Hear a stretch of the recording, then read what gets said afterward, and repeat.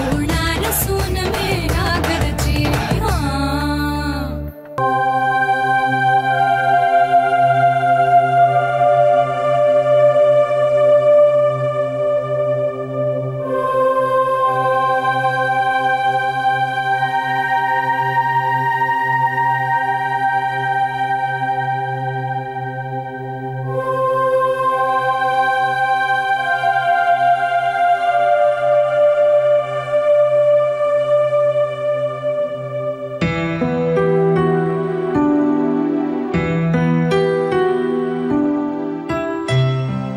Upset आहेस? बाबा upset आहेत, वडील आहेत तुझे ते, म्हणूनच जास्त त्रास होतोय मला। माफ करतील तुला ते। मला लपवायचं नव्हतं श्री, मला माहिती आहे ते। बाबांच्या विश्वासाला तडा दिला रे मी। अगं पण तू हे काही दुष्टपणा म्हणून नाही केलंस। हो, पण माझ्या खोटं बोलण्याचं हे समर्थन नाही होऊ शकत ना। जान्हवी, हेतू महत्वाचा असतो, विश्वासापेक्षा नाही। विश्वास हा प्रेमासारखा असतो, सच्चा असेल ना तर डळमळीत झाला तरी परत मिळवता येतो। बाबा मला माफ करणार नाहीत, पण ते दूर सुद्धा लोटणार नाहीत तुला। माझंच चुकलं श्री। अगं मग काय झालं? चुका माणसाकडूनच तो होतात ना। आपण माणसं आहोत, आपण चुका करणार नाही तर मग कोण करणार? मी काय करू मला कळत नाहीये। असं होतं कधी कधी। श्री, काही काळजी करू नकोस, सगळं काही ठीक होईल। असं वाटतं तुला?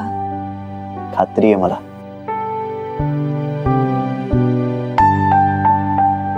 खरं?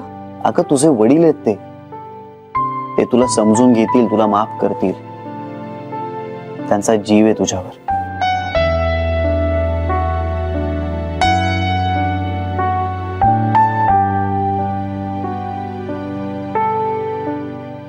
अगं पण जानूला तिच्या सासरच्यांसमोर बोलायची काय गरज होती तुला? जानूच्या सासरच्यांसमोरच आली ना ती अवदसा।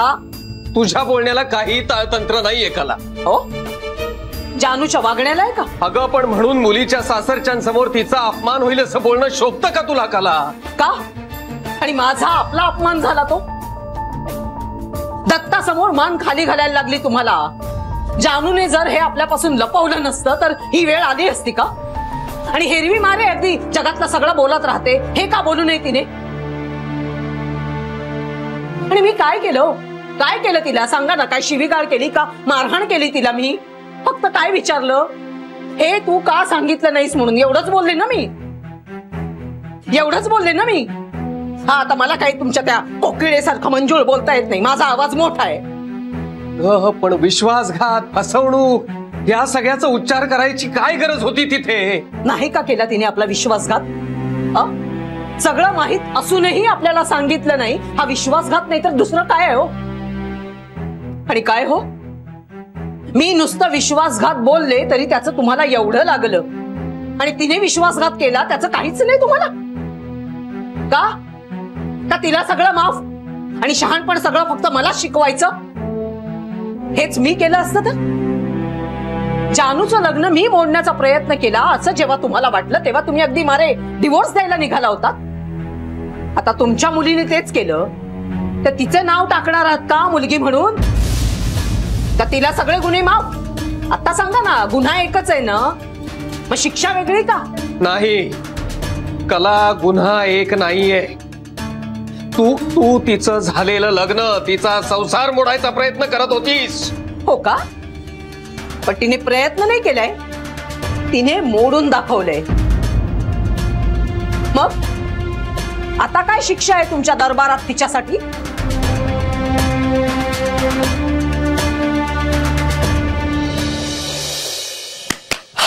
चला चला चला चला चला, बरं वाटतंय आता? तुझ्या बोलण्यामुळे धीर आल्यासारखं वाटतंय। Thank God. आणि जान्हवी, एक गोष्ट लक्षात ठेव, टेन्शन घेऊ नकोस। मी आहे, पिंटे आहे, आपण सगळे एकत्र मिळून मार्ग काढूया ना यातून। मग आता जायचं का खाली जेवायला? श्री, माझ्यामुळे सगळ्यांचा मूड गेला ना रे. तुझ्यामुळे नाही, तुझ्यासाठी. कळतंय मला श्री. जान्हवी, फक्त तुला त्रास होऊ नये इतकंच सगळ्यांना वाटतंय. आणि खरं आहे रे ते. मग आता छान हसतमुखाने आपण खालती जाऊया का? कारण ना खालती सगळे काळजी करतायत तुझी. आणि उगाच खचून जाऊन, डिस्टर्ब होऊन, टेन्शन घेऊन प्रश्न सुटणार आहेत का? नाही की नाही? आता हे संकट आलंय ना, मग आपण एकत्र त्यावर मात करूया ना. आपण दोघे एकत्र आहोत कायम. थँक्यू श्री. हे जरा छान गोड हसून म्हणालीस तर आवडेल मला. श्री, ओ तुमचं हसू एवढं महाग आहे का हो? महाग नाही. पण नवऱ्यासाठी राखीव ठेवलं नाही का? म्हणजे? अरे म्हणजे अपने को भी देखना मांगता ना आपका वो स्माइल. आला का टपोरी पुन्हा? ए टपोरी नाही म्हणायचं. अरे मॅडम, हम आपको लव करता है. फिर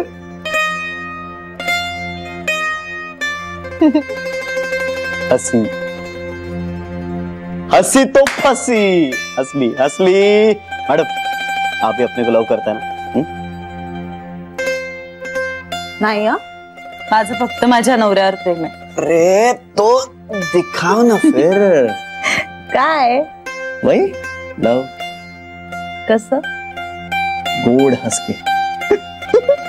गोड हसके काय?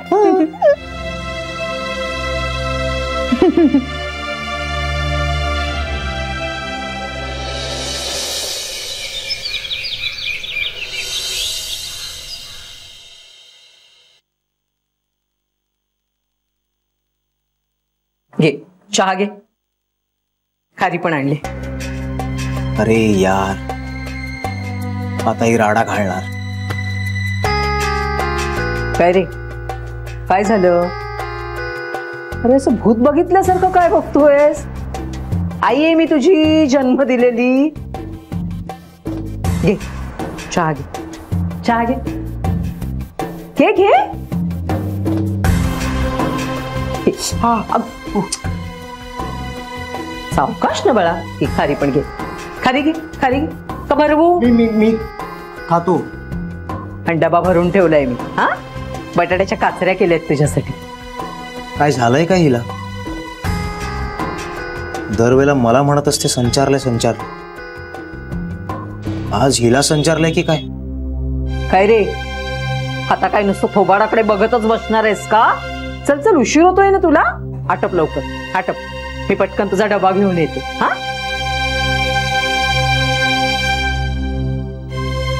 तुला सांगू का पिंट्या? काय? हे तुझं डोकं नव्हतंच रे, तुझ्या ताईचंच डोकं होतं. मला वाटलं होतं ना, असंच झालं बघ.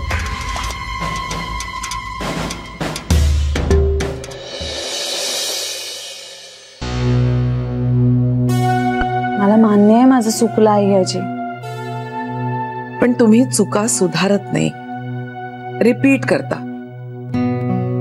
फक्त तुझाच नाही, तुमच्या पिढीचाच दोष आहे हा. नाही तसं नाहीये आईची. ती वेळच अशी होती की मला खोटं बोलणं भाग पडलं. मी हजारदा सांगितलंय तुम्हाला, खरं वागा, खरं बोला. खरं बोलायला सुरुवातीला हिम्मत लागते, पण नंतर सवय होते. खरं बोलण्याने माणसाला गिल्टी वाटत नाही. काय खोटं बोललो हे लक्षातही ठेवायला लागत नाही. पण तुम्ही ऐकतच नाही माझं. खोटं बोलणं थकवतं माणसाला, मनस्ताप होतो. मला मान्य आहे आईची. नुसतं मान्य करून काय उपयोग आहे? ते आचरणात नको का आणायला? तुझ्या आईची पद्धत एकदा बाजूला ठेव. ती चुकीची होती, पण मुद्दा बरोबर होता तिचा. त्यामुळे दोष तुझ्याचकडे येतो जान्हवी. आईची मित्र पिंट्याला वाचवण्यासाठी स्वतः जाळ्यात अडकलीस. त्यानं साध्य काय झालं? वाचवू शकलीस तू पिंट्याला? तेच तर सांगतेय मी. खोट्याचा एवढा डोलारा रचून ठेवला त्यानं साध्य तर काहीच झालं नाही, पण नात्यात कडवटपणा आला ना. हे बघ, तुला त्रास व्हावा म्हणून बोलत नाहीये मी हे जान्हवी, पण ह्यातून तुम्ही काहीतरी धडा घ्यावात असं मला वाटतं. आय एम सॉरी आईची. चुका होतात माणसाकडनं, पण पुन्हा पुन्हा त्याच चुका करू नका एवढंच मला म्हणायचंय. बरं, आता काय करायचं ठरवलेस? हे सगळं निस्तरणार कसं आहेस?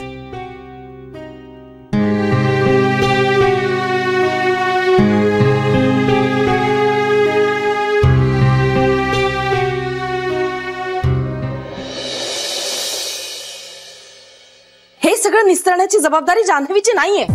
अगं पण तो भाऊ आहे ना तिचा, ती करणारच ना त्याच्यासाठी. हो ना, आणि आपण काही बोलू पण शकत नाही. हो, आपण काही बोललो की श्री आपल्यालाच समजावणार. फार झालं आता हे. आणि प्रत्येक वेळेस पत्रिका चुकीची नसते, अभ्यास असतो तोही.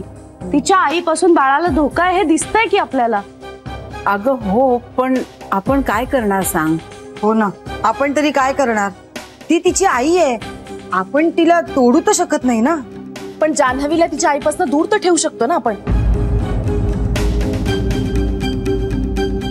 हे बघा, आता जान्हवी एकटी नाहीये. तिच्या पोटात गोखल्यांचा अंश वाढतोय आणि त्या बाळाला प्रोटेक्ट करण्यासाठी मी आईचं काय, श्रीचं सुद्धा ऐकणार नाही. मग घरात कितीही भांडणं झाली ना तरी चालते.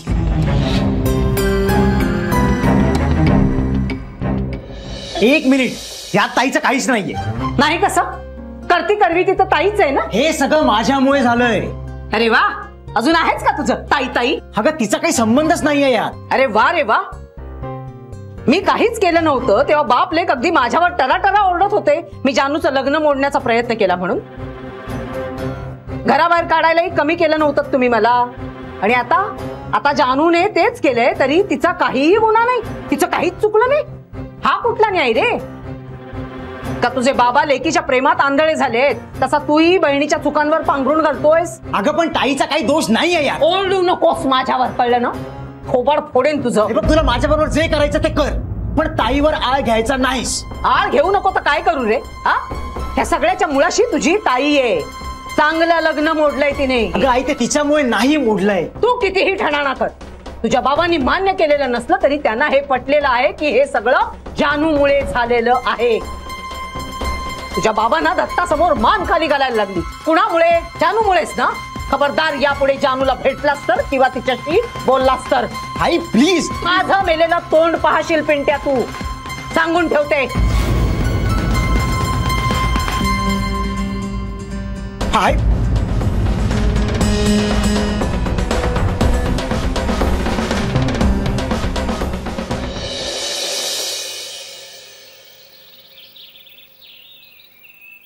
मला आईजींचं म्हणणं पटतंय.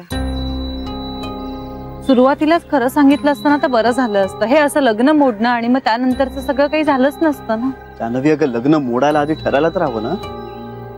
पण आईला तसंच वाटतंय ना. पण आईला वाटतंय म्हणजे ते बरोबरच असेल असं नाही ना. अरे पण तिने गैरसमज करून घ्यायचा ठरवलाच असेल तर मग. Come on Janhavi, come on. फक्त बघण्याचा कार्यक्रम झाला होता, लग्न नव्हतं ठरलं. आणि बघण्याचा कार्यक्रम झाल्यानंतर सुद्धा दोन्ही पार्ट्यांपैकी कोणालाही नकार देण्याचा अधिकार असतोच की नाही? का आता कार्यक्रम झालाय म्हणजे लग्न कराच असं नाही ना. हे सगळं मला पटतंय श्री. मग अरे पण आईला कोण पटवून देणार आहे? तू आता आईचा का विचार करतेस? आता पिंट्याचा विचार कर ना. आईला वगळून आता कुठलाच विचार होऊ शकत नाहीये. म्हणजे आईने जर टोकाची भूमिका घेतली ना तर मग मला काहीच करता येणार नाही श्री. पण आई टोकाचीच भूमिका घेईल असं वाटतंय तुला? मला माहित नाही रे, पण परिस्थिती आता माझ्या हातात उरलेली नाहीये.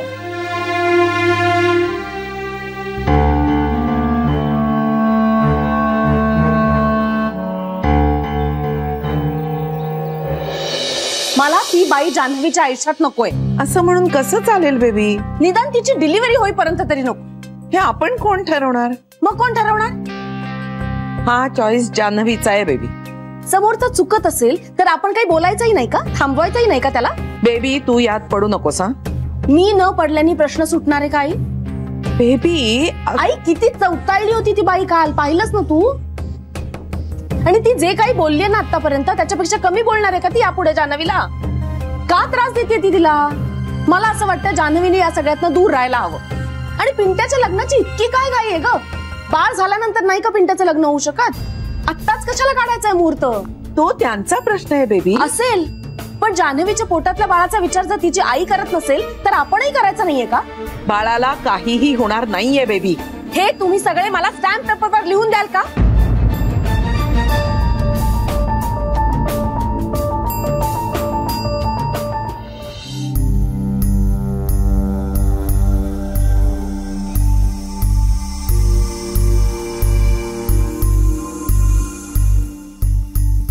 जान्हवी, मला माहितीये तू काय विचारणार आहेस. मग सांग ना जान्हवी. अगं काही नाहीये तसं. हे खोट आहे. अगं म्हणजे विशेष असं काही नाही. असं नाही वाटत मला.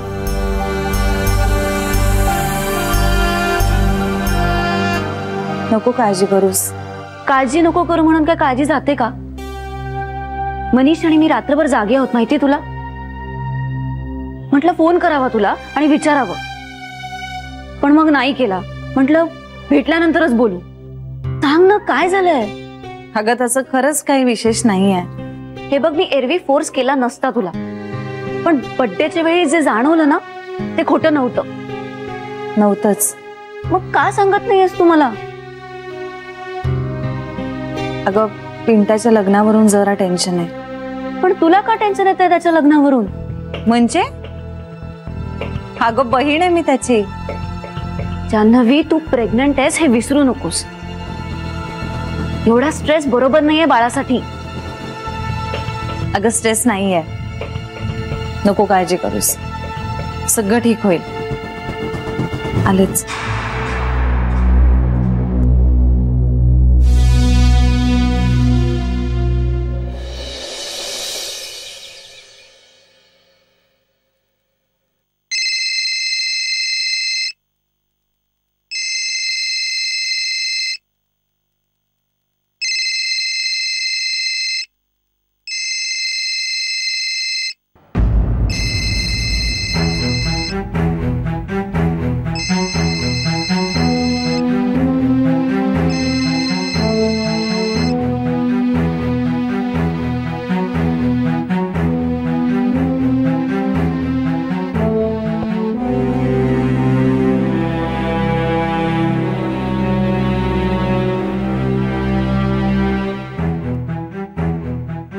हॅलो. हा बोल. कसे आहात? कसा असणार? आला दिवस ढकलतोय. बाबा नका ना हो असं बोलू. कारण तेच खरं आहे. रागवलायत का? छे, माझ्यावरच रागवलोय मी. बाबा मला सांगायचं होतं तुम्हाला सगळं. असू दे असू दे, जे झालं ते झालं. मी विसरून गेलोय सगळं. आणि तूही नको फार विचार करूस. गरोदर आहेस, जाऊ दे. तसं नाहीये बाबा. नसेल, पण म्हणून जे काही झालंय ते आपण बदलू शकतोय का? पण मला स्पष्टीकरण द्यायचं आहे बाबा. फार उशीर झालाय. उशीर झालाय. तुम्ही मला कधीच माफ करणार नाही का? मी कोण माफ करणार तुम्हाला, नाही का? तुमची चूकच झाली नाहीये. सगळी चूक माझीच आहे. माझी शिकवणूकच कुठेतरी कमी पडली. मी स्वतःलाच माफ करू शकणार नाहीये. मी खरंच तुझ्यावर नाही रागावलोय जानू. आणि तूही नको या सगळ्याचा आता विचार करूस. विसरून जा. आपण भेटूया जानू. बाबा प्लीज. ठीक आहे, ये तू केव्हाही. नाही घरी नको. बघ तुझ्या घरीही नको. झाला तेवढा तमाशा खूप झाला. आता पुन्हा शोभा नको त्यांच्या समोर. बाबा ठीक आहे, आपण बाहेर कुठेतरी भेटूया ना. कॉफी शॉप मध्ये वगैरे भेटूया. अगं पण जानू हे. बाबा प्लीज. मी गाडी पाठवते तुम्हाला. नाही नको नको, मी रिक्षाने येईन. मला बाबा. अगं खरंच नको जानू, मला सवय आहे रिक्षाची. येईन मी रिक्षाने. फक्त फक्त कुठे आणि कधी ते कळव. कळवते. बाबा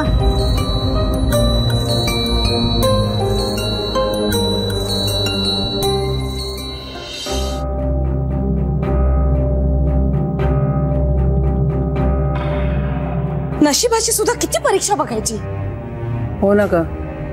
म्हणजे एवढं सगळं रामायण होऊन सुद्धा आई आणि बाळ दोघं सुखरूप आहेत हेही नशीबच म्हणायचं. अत्यानंद महाराजांचीच कृपा. चमत्कारच म्हणायला हवा. किती त्या लेकराच्या मागे वनवास. आधी श्री आणि तिचं भांडण, त्याचा त्रास, तो संपतो न संपतो तर लगेच हिची आई. सांगितलं ना तुम्हाला, गुरुजींनी तिच्या आईची पत्रिका बघितली आणि सांगितलंच असं. मी तिला स्पष्टच सांगणार. काय? माहेरच्यांचा पुळका नको. अगं असं नको बोलूस ग बेबी, तेवढी अक्कल आहे मला. तुझा काही भरोसा नाही हा बेबी. नाही, मला काय वाटतंय, तिची काळजी वाटते म्हणून नको असं सांगूया ना. हो, आणि या बाबतीत मी श्रीचं काय आईचं सुद्धा ऐकणार नाहीये. बाळ होईपर्यंत माहेरच्यांशी संपर्क नको.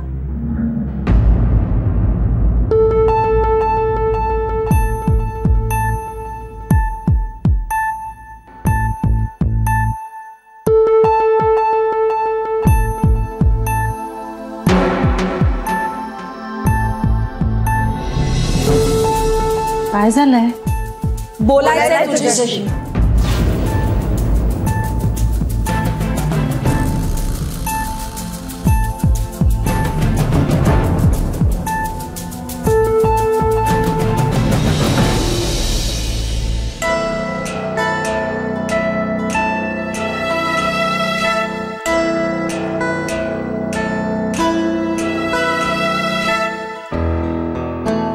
पण त्याची अक्कल नाही बरं काही.